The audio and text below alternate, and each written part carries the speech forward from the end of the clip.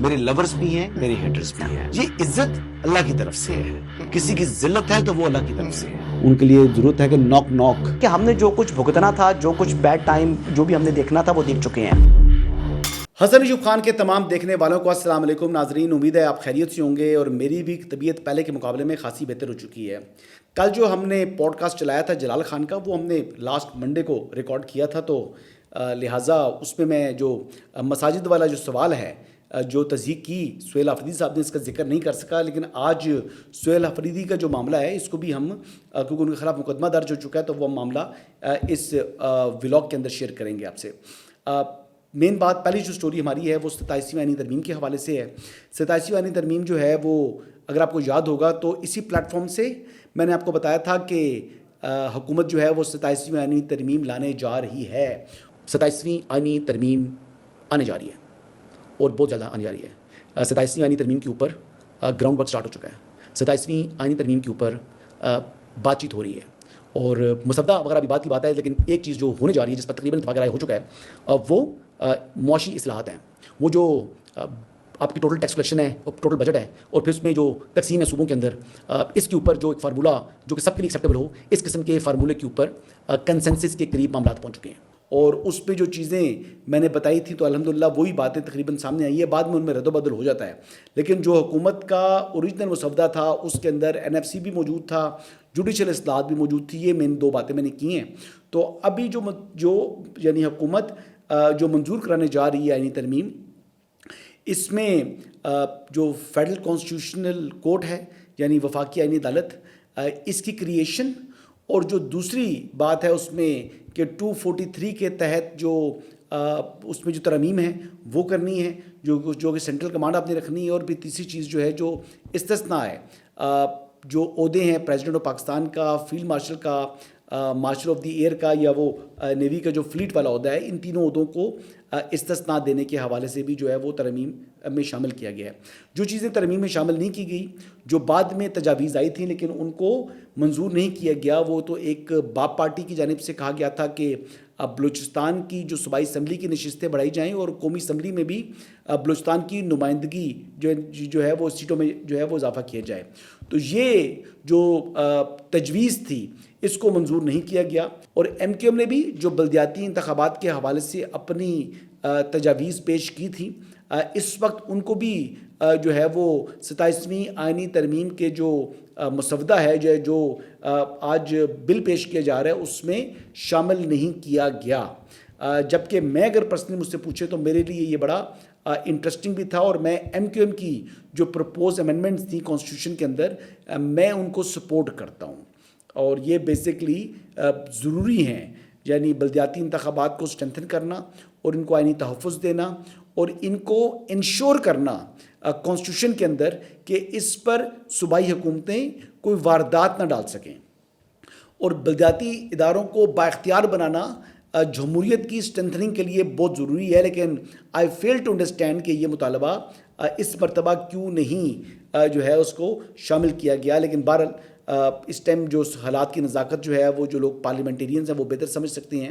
عوامی national party کا جو مطالبہ تھا خیبر پختونخوا کے نام کی تبدیلی کے حوالے سے، تو اس حوالے سے بھی یہی بات سامنے آئی ہے کہ حکومت نے مزید وقت مانگ لیا ہے عوامی نیشنل پارٹی سے.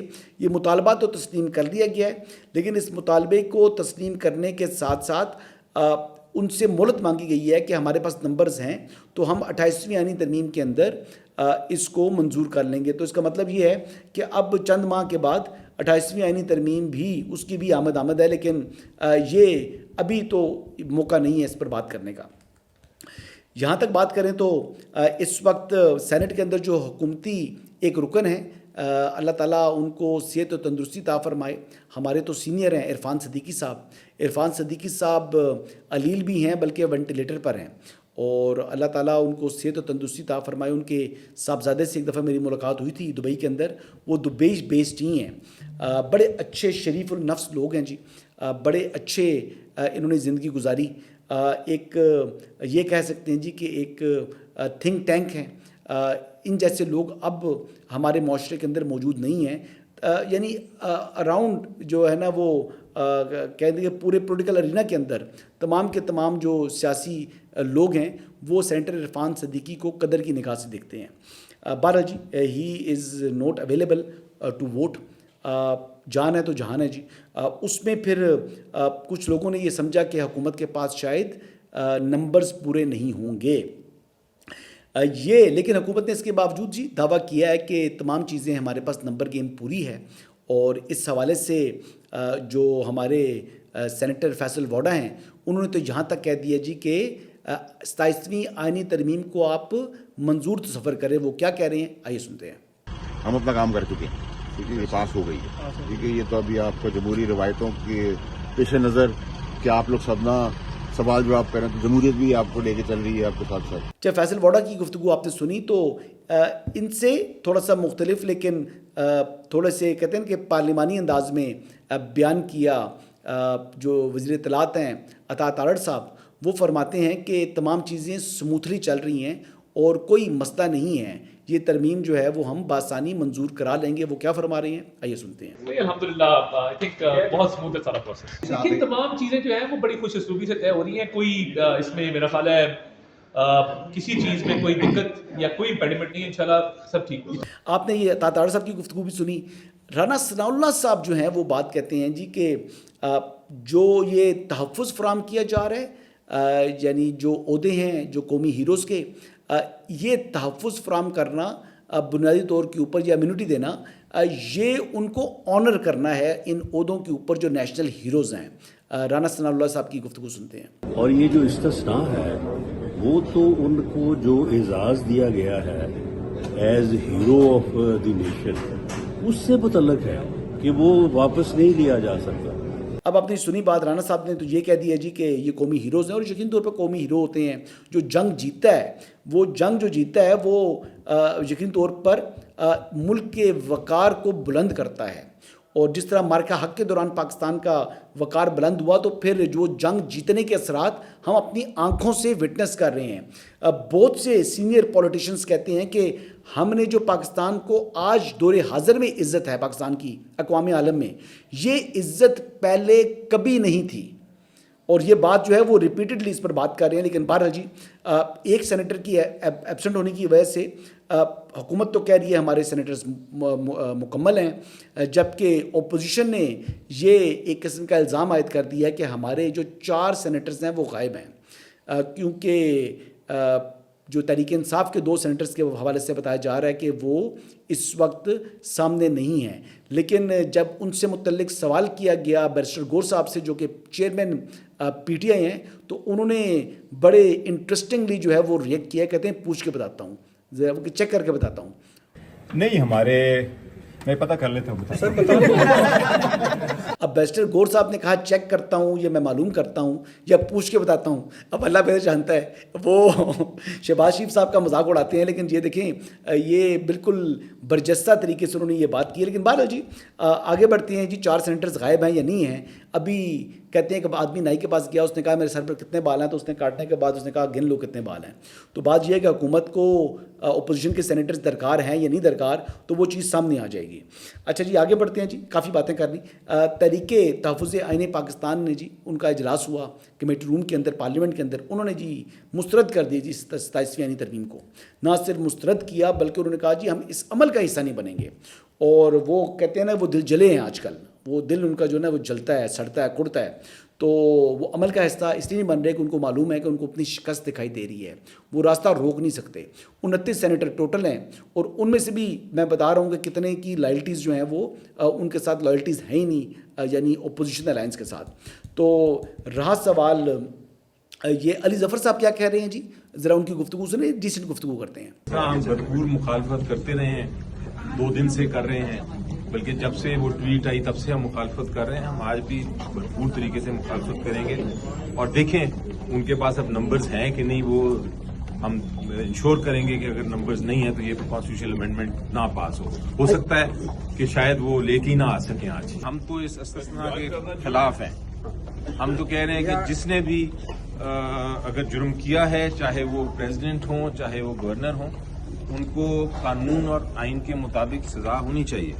یہ تو کوئی بات نہیں ہے کہ آپ صرف ایک پوسٹ لے لیں تو آپ کو ایمنیٹی مل جائے. آپ اگر آپ نے جرم کیا ہے تو آپ کو سزا بھی ملنی ہے. یہی اسلامک پرنسپل بھی ہے, یہی ہمارے مذہب کا قانون بھی ہے, آئین بھی یہ کہتا ہے, اسپرٹ بھی یہی ہے. چاہے بیرسٹر علی ظفر صاحب کی آپ نے گفتگو سن لی, یہ تمام چیزیں ایک طرف ہوگی جی. یہ تو اب کہتے ہیں نا کہ ہونی کو کون ٹال سکتا ہے. آگے بڑھتے ہیں جی. جسٹس منصور علی شاہ صاحب انہوں نے کہا جی کہ ایک کیس کے دوران ریمارکس دیتے ہیں, کہتے ہیں کہ اگر کوئی مشکل سوال ہے تو ہم آئینی عدالت کو بھجوا دیتے ہیں. ویسے بھی ہم بیچارے ایسے ہی یہاں بیٹھے ہیں. آپ بیچارے نہیں ہیں, آپ معززین ہیں. وہ معززین ہیں جنہوں نے پارلیمنٹ کی سپیس کو انکروچ کیا. آپ وہ لوگ ہیں جنہوں نے اپنے اختیارات سے تجاوز کیا. آپ نے آئین کو, آپ خود کو آئین سے بالاتر تصور کیا. آپ نے مخصوص نشستوں کے کیس کے اندر یعنی وہ ایسا فیصلہ دیا جس کی تاریخ آج تک جو ہے کسی اور اس کی جو ہے وہ تاریخ میں کوئی اور ایسی ججمنٹ کا پریسیڈنٹ موجود نہیں ہے. آپ نے اپیل کو کیا مسترد, اور جو امپیون آرڈر تھا یعنی جس فیصلے کو چیلنج کیا تھا اس فیصلے کو بھی سیٹ اسائیڈ کر دیا. یہ آج کی تاریخ میں کبھی نہیں ہوا. Appeal dismiss, impugned order set aside. اور جو یعنی پارٹی فریق نہیں تھی مقدمے میں, اس پارٹی کو مخصوص نشستیں آپ نے دے دی, جبکہ آرٹیکل 51 کچھ اور کہہ رہا تھا. آرٹیکل 51 بڑا واضح تھا اور آپ نے اس کو امینڈ کر دیا اپنے فیصلے کے ذریعے. تو وہ یہی کہتے ہیں کہ نہ چن نہ انج نہیں. پھر وہ سپریم کورٹ نے اپنا فیصلہ جو ہے وہ ریکال کیا. تو آپ بیچارے خود کو نہ کہیں, آپ معززین ہیں. اچھا جی, ریمارکس تو آپ کو میں نے بتا دی, اس پر تو میں نے اپنا کمنٹ کر دی ہے, لیکن اب مین بات اور بھی ہے. آپ بڑے بیچارے ہیں نا, بیچارے خود کو بیچارہ کہتے ہیں. میں نے کہہ رہا بیچارے نہیں ہیں. تو جو بیچارے نہیں ہیں انہوں نے خط لکھ دیا chief justice supreme court of Pakistan justice Yahya Afridi کو. فرماتے ہیں کہ جناب علی 27ویں آئینی ترمیم کے اوپر عدالت کا, سپریم کورٹ کا فل کورٹ بلایا جائے. بھئی کیوں بنایا جائے؟ ترمیم جو ہے وہ فریمرز آف دا کانسٹیٹیوشنز کا کام ہے, یہ پارلیمنٹیرینز کا کام ہے. آپ کا تعلق کیا ہے اس چیز سے؟ پارلیمنٹ جو مرضی ترمیم کرے. مطلب آپ چاچے لگتے ہو, مامے لگتے ہو. میں یہ سخت الفاظ نہیں ادا کرنا چاہ رہا تھا, لیکن اوور سٹیپنگ کی آپ کی عادت ہے. یہ بری عادتیں ہیں, بری خصلت ہے, اس کو ختم ہونا چاہیے. اور جو انکروچ سپیس تھی وہ ریکلیم کی ہے پارلیمنٹ نے 26ویں آئینی ترمیم میں, اور 27ویں میں بھی اس کو ریگولیٹ کیا جا رہا ہے. ایک نیا کانسٹیٹیوشنل کوڈ کریٹ کرنے کا مجاز ہے پارلیمنٹ. آپ سے کسی نے اجازت نہیں مانگنی. Parliament can remove supreme court, parliament can create a new supreme court جو پیرلل کورٹ کھڑا کر رہا ہے. یہ پارلیمنٹ کا اختیار ہے, آپ کا تعلق نہیں ہے محترم. آپ فل کوڈ بنائیں یا فل کوڈ نہ بنائیں, آپ خط لکھیں یا خط نہ لکھیں, آپ روئیں, چیخیں یا پٹیں, یہ آپ کا تعلق ہی کوئی نہیں ہے. تم کون بھائی؟ میں خام خواہ. پھر کہتے ہیں ہم بیچارے. یہ بیچارے نہیں ہیں. میں پہلے کی دفعہ کہہ چکا ہوں یہ بیچارے نہیں ہیں, تو اس لیے آج ہی میں نے بات ثابت کر دی. پہلے جو صبح انہوں نے بات کی تھی اور ابھی ان کا جو ہے وہ خط سامنے آ گیا ہے جس نے یہ ظاہر کر دیا ہے کہ یہ کوئی بیچارے نہیں ہیں, بلکہ یہ اوور سٹیپنگ کرتے ہیں اور آئین پاکستان سے خود کو بالاتر تصور کرتے ہیں. بہرحال جی, وہ 5 معززین جو اسلام آباد ہائی کورٹ کے بھی ہیں, تو دیکھتے ہیں کہ کہاں جاتے ہیں. کوئی پشاور جاتا ہے, کوئی کوئٹہ جاتا ہے, کوئی بھاولپور رجسٹری پہ چلا جاتا ہے, وہ کہاں جاتا ہے وہ دیکھتے ہیں. ابھی دیکھتے ہیں کہاں جاتے ہیں. کوئی حیدرآباد میں جائے گا وہاں پر ہائی کورٹ میں, تو ابھی سیر سپاٹے ہوں گے ان کے. بہرحال جی آگے بڑھتے ہیں جی. سہیل آفریدی صاحب نے کی غیر متنازع جو بیان دیا انہوں نے مساجد میں کتے باندھنے کے حوالے سے, اس پر آج وفاقی وزراء نے شدید اپنا رد عمل دیا ہے. دیکھیں جی, وفاقی وزراء نے جو پریس کانفرنس کی ہے اس میں وہ کہتے ہیں جی کہ سہیل آفریدی گلی کوچے کی سیاست کر رہے ہیں. ایک یونین کونسل سطح کا بندہ بھی ایسی بات نہ کرے. اس کو احساس ہی نہیں کہ وہ وزیر اعلیٰ ہیں. بھارت جو نہ کر سکا سہیل آفریدی کر رہا ہے. کھل کر کہہ دیں کہ ہمارا پاکستان سے کوئی تعلق نہیں, بھارت کے لیے کام کر رہے ہیں.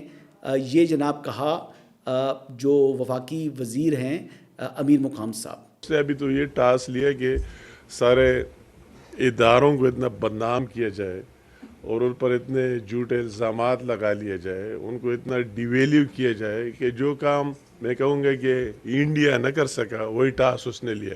وہی ٹاسک اس نے لیا اور جو اس کے اسٹیٹمنٹ اور جو کچھ آ رہا ہے اسی دن جو اس نے اسٹیٹمنٹ یاد دیا, یہ تو کوئی کہنے کی بات یہ ہے کہ وہی فوجی आते थे और मस्जिदों में कुत्ते पालते थे और क्या क्या बातें करते थे। इसी तरह गैर जिम्मेदाराना, तो उसको हमें ये समझे कि उसकी क्या एम क्या है, उसका मकसद क्या है, उसे क्या हासिल करना चाहिए। फिर तो डायरेक्टली क्या है कि हमारा पाकिस्तान के साथ कोई वास्ता और रिलेशन है नहीं और हम इंडिया के लिए काम कर रहे हैं। जबकि इख्तियार वली साहब ने जी मेरे जो अल्फाज थे, जो मैंने जिस दिन उन्होंने ये बयान दिया था वही अल्फाज को उन्होंने रिपीट किया। वो फरमाते हैं कि अल्लाह ताला ने जिन सिक्योरिटी फोर्सेस को अपने घर का मुहाफिज बनाया है, आपने उनके ऊपर एक घटिया इल्ज़ाम आयद किया है। और बड़ी अच्छी बातें की हैं जी, जो मैंने बातें की हैं तकरीबन वही बातें वो इख्तियार वली साहब और मैं मेरे ख्याल से लाइक माइंडेड हैं, क्योंकि एक जैसी सोच है, उन्होंने भी यही बातें कर दी हैं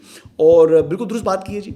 और ये जो घटिया किस्म की ज़ुबान इस्तेमाल की, तो उनके ख़िलाफ़ पीका एक्ट के तहत जो है वो मुकदमा दर्ज हो चुका है। ये कल की तारीख में जो है वो मंजर आम के ऊपर वो आया उनके ख़िलाफ़ मुकदमा।